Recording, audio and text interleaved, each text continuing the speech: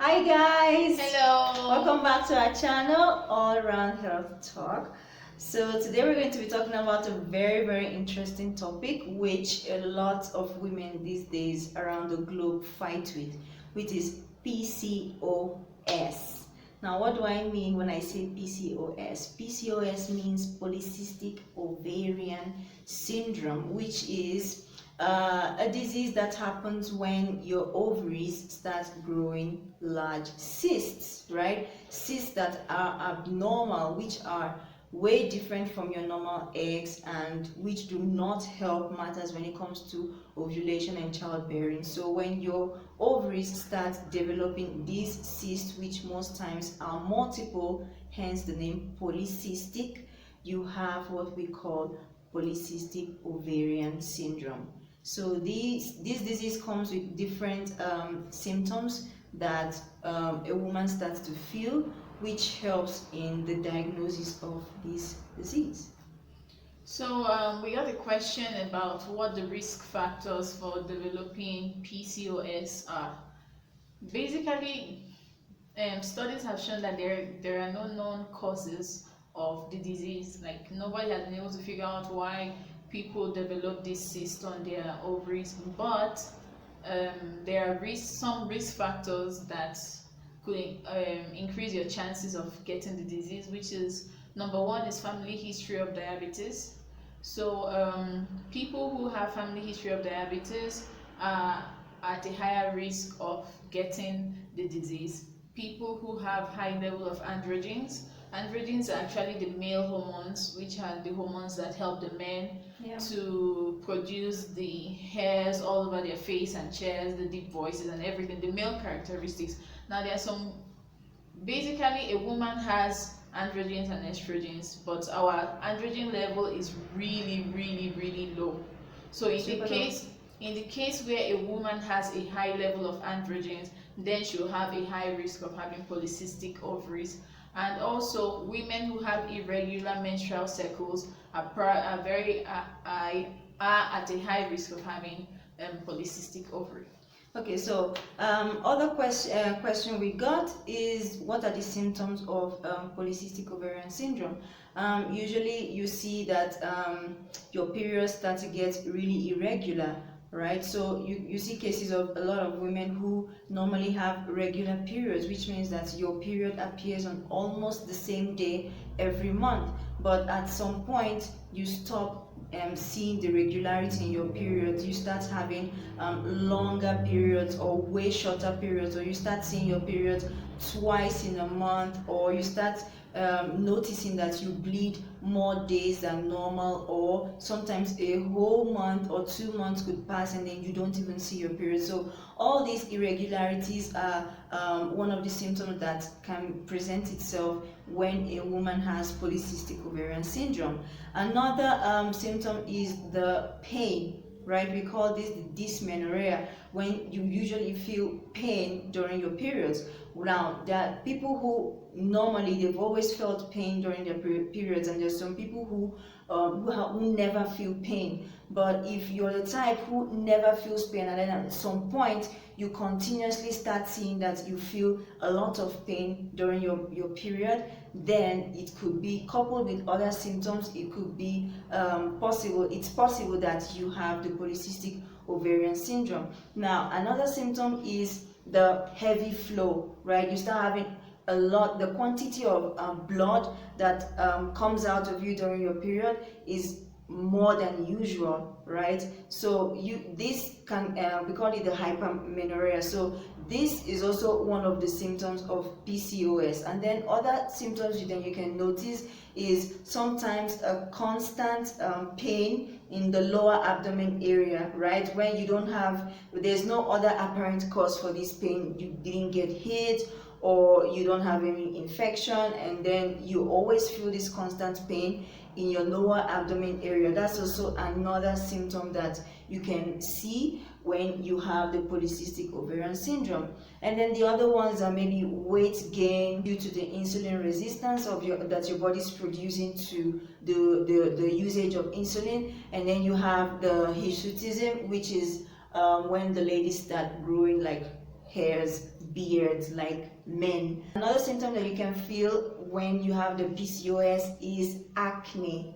For those who don't know what acne means, there are these big gigantic boils that come out in your face. Most people see it at puberty, but if you start developing it at some point in your fertile life, then coupled with all the other symptoms that we've talked about, then it is highly likely that you have PCOS.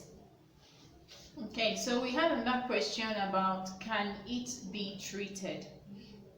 It's important for us to know that PCOS is only in fertile women. Like, once you start puberty, it doesn't appear after, before puberty. You have to be like in your reproductive ages for this disease to appear. Can it be treated? There is no, it's a bad news, but there is no actual treatment for PCOS, but the symptoms can be managed.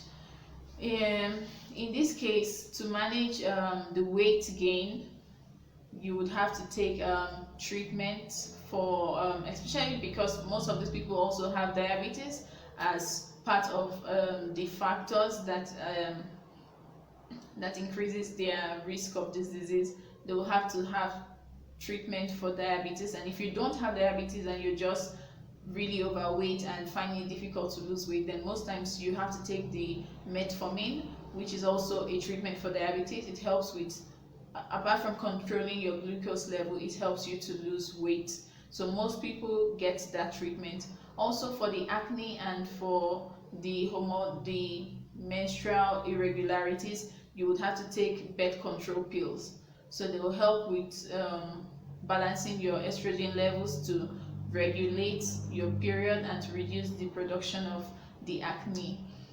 And apart from that, if you have other symptoms, maybe you end up having high blood pressure, then you would have to receive treatment for that. But generally, there is no actual cure for the disease.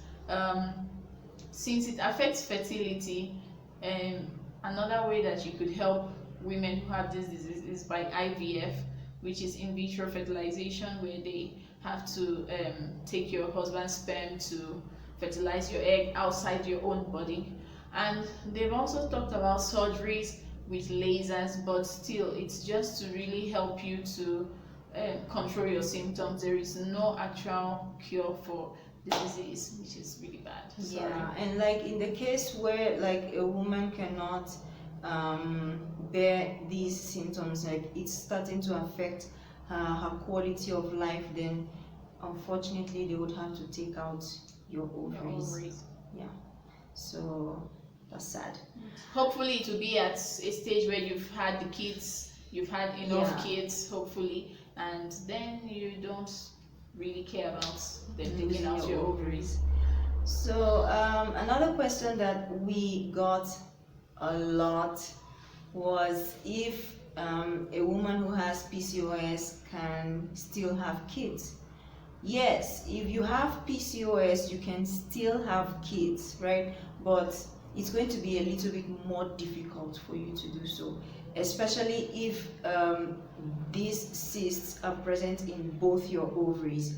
If they're just in one ovary, then you still have kids, but it's going to be like difficult. And then imagine if you have these cysts on both ovaries, it's going to be much more difficult. It's not impossible, it is possible, but it's more difficult for you to have children. You would need help with your gynecologist, maybe fertility treatments in order for you to have kids. So yeah. Last question on this topic is, what are the side effects of double ovarectomy? So ovarectomy is when they take out your ovaries, like we've said, which is one of the more like permanent treatment, when they take out your ovaries. Now, if you have both ovaries taken out, what are the side effects?